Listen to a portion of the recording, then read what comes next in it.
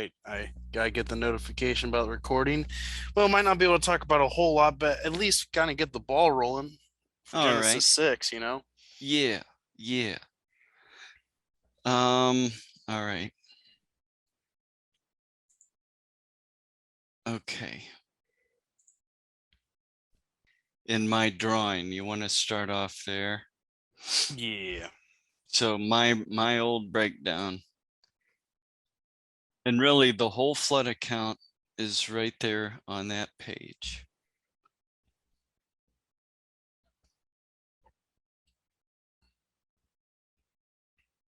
So in chapter 6, we get into the flood. And I was going over our other discussion we had, and I think I can use parts from that to make one video. And then with this stuff, I'll make a continuation from there. It is good enough to use. Cool. So I'll use parts of it and then we'll just continue here. But so chapter 6, getting into the flood, and the first 4 verses, then you have to consider themselves, because what you have are 2 fragments taken from a Mosaic scroll pertaining to the Nephilim.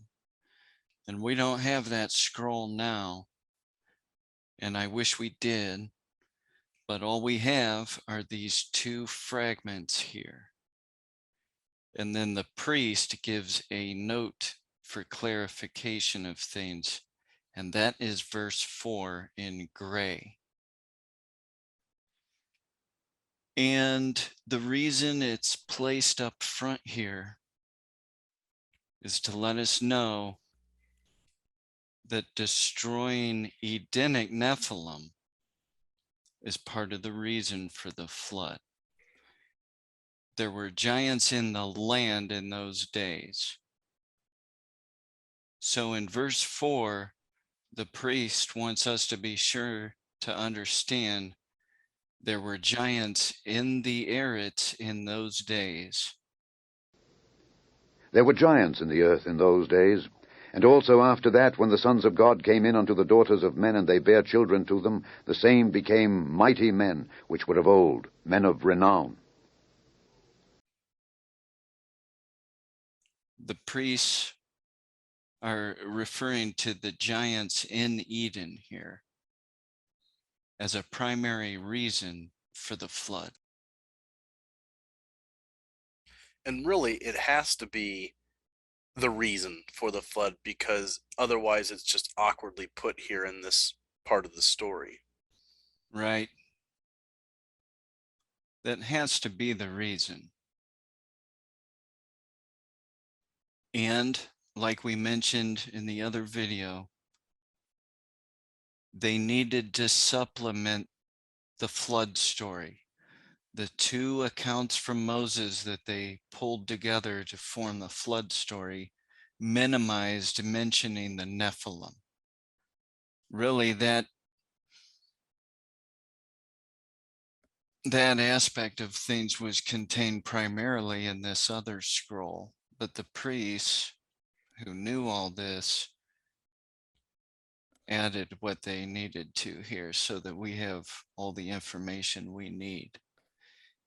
In the flood accounts from Moses, that begins then in verse 5 and continues on through the rest of this section.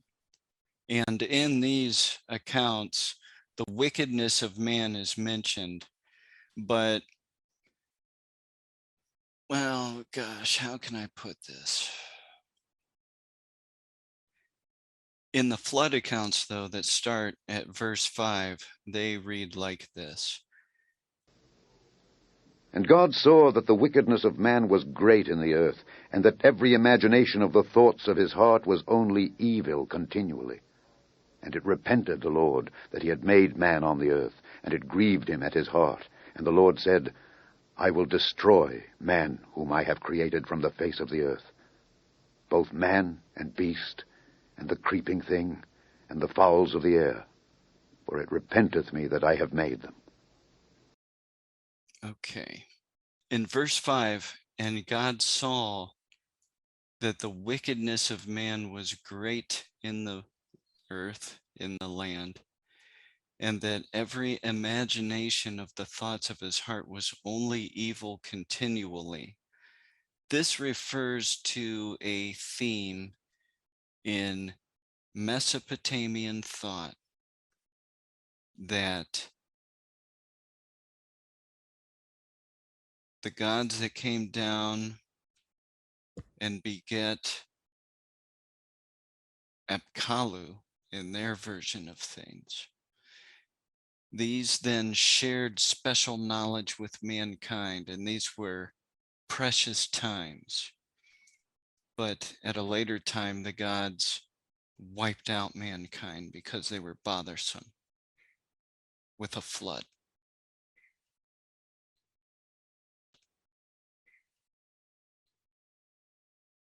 And this special knowledge is the theme being referred to here. And you wouldn't pick up on it unless you're familiar enough with the material involved. But these concepts are found in the Book of Jubilees and the Book of Enoch. That's what I should have said first. These concepts are found in the Book of Enoch, and then they're also referred to in other ancient Jewish sources. Total bedlam. Decapitated heads, dead bodies hanging everywhere, raped children, murdered babies. And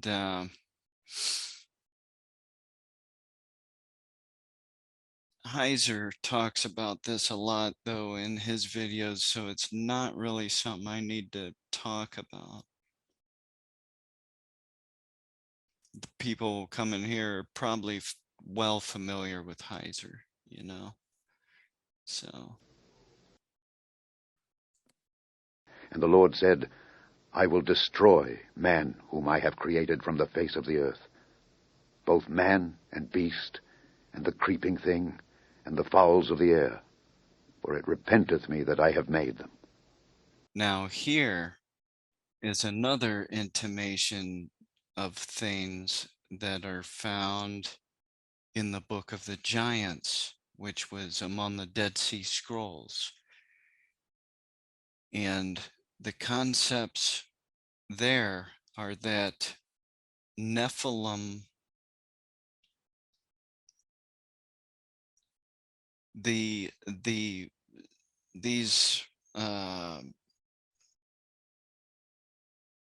Nephilim that were partly divine, this was mixed also with animals. And you had hybrid creatures, human creatures with animal features and things like this. They basically, in the Book of Giants, they mentioned that the Nephilim problem extended into the animal world, into the animal kingdom. So some people might wonder why the creatures are wiped out as well. And that concept might be referred to here. And that actually gets wild a little later, because I don't know if I should. The ancient Hittite people believed in satyrs. They believed in men that had goat legs, or perhaps even an entire horse body. Like they were a horse with a man on top. Have you ever seen one of those? Yeah, like, well, horse of the man. Yeah, I don't. What are those called? A satyr. A satyr. It's spelled S-A-T-Y-R, a satyr. Hmm. Now, this will sound absolutely crazy, Wayne, but when Abraham is purchasing a piece of land with a cave to bury his wife, he does the deal with a Hittite man named Ephraim, I think, or no, what was his name? His name means fawn-like, and some have speculated it may have been a satyr creature referred to. How about that? No, that's interesting. That's crazy, man, because it's almost like, you know, ever since we've studied and you've enlightened me on some of the craziness of the kind of the true spiritual warfare of the Bible and the Nephilim and the sons of God, it seems like more and more, especially if you have the satyr or the possibility of a satyr. I almost wonder, like, the dragons and the mythical creatures are not as fairy tale as we put them out to be. Not saying dragons are, but like, I don't know. It seems like there really was this Yeah, it's based on stuff. mystic. Yeah, exactly. That's what I'm saying. It's like all this stuff. It seems like more and more it's based on some sort of real stuff. Yeah, it's based on stuff. And the Egyptian, especially in their art, would depict the gods as having animalistic features and stuff. And and uh, and then the Greeks developed this concept that the Titans and these deformed gods were like an old order of gods, and a new order of gods, Zeus and others, were at battle and wiping out the old order of gods. Something like that. I'm no expert in Greek mythology. It's a big subject of its own, but their concepts are based on something, and they all trace back to really ancient concepts. All the ancients entertained these ideas. They all seem to be living in like a more supernatural world than we are today. It feels like, you know. And that's something I still need to think out all the way in my theology. Like Christ defeated the gods of the nations by being raised from the dead, and he's given dominion over the whole earth. And it seems like activity today isn't going on or something. Yeah. It's silent today compared to any other time, you know. Yeah. Now it seems like we're stuck with truly just physical, the physical that we can see, and we don't really have anything spiritual really going on. But yeah, that's something that you said, because it's you could tell me that, like I said, dragons are real, or unicorns were real, and I'd be like, well, I suppose I'm not really too surprised anymore.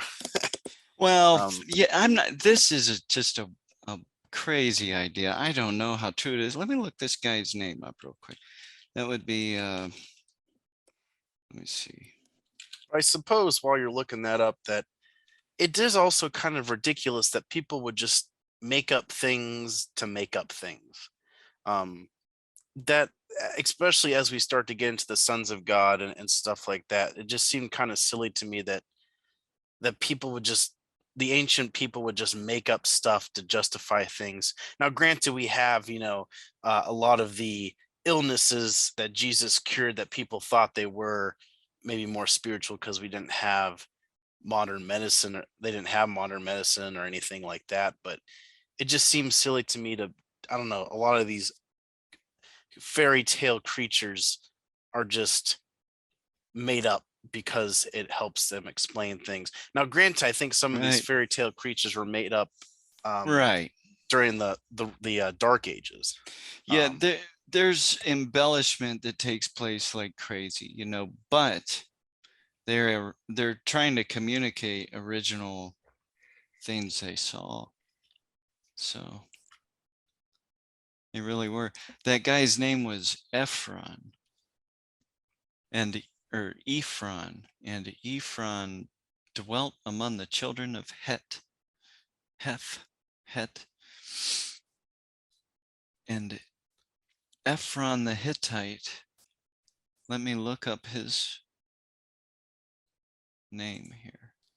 We definitely know that there were these sons of God, these angels that had supernatural abilities, and it seems like with the Nephilim we have at least a reason why we could have some of these men of renown, men of old. Um, would that be someone like Gilgamesh or Beowulf? I'm not entirely sure, but we do have that.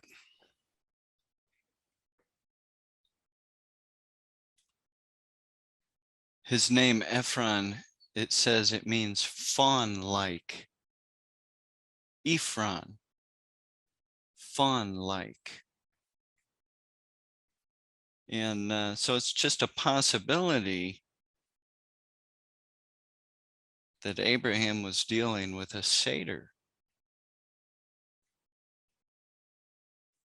And there's certain people groups that have connection to Nephilim genetics, and destroying certain people is important in the conquest of Canaan and stuff like that.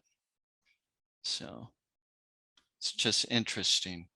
Actually, it's important because in Joshua, they're told the way they do battle with certain clans depends on whether they're connected to Nephilim or not. So when it's a giant clan, a clan that'll have these giants among them, then they wipe them out. And that's not necessarily how they deal with others. So it's actually, and it can be an important thing to know in that regard. So there's a lot here, though. In verses 5, 6, and 7, there is reference to these issues, although it's not all that clear. There's a reference to this stuff, but you would have to be in the know to see it. It goes on then in verse 9. But Noah found grace in the eyes of the Lord. These are the generations of Noah. Noah was a just man and perfect in his generations, and Noah walked with God. And Noah walked with God. And only Noah and Enoch walked with God. And what this means is that Noah was in the garden when he received instruction. He was in the garden. He walked with God. He was in the presence of God. So Interesting. so he's one of these only men to be in the garden. Enoch was there, and Noah.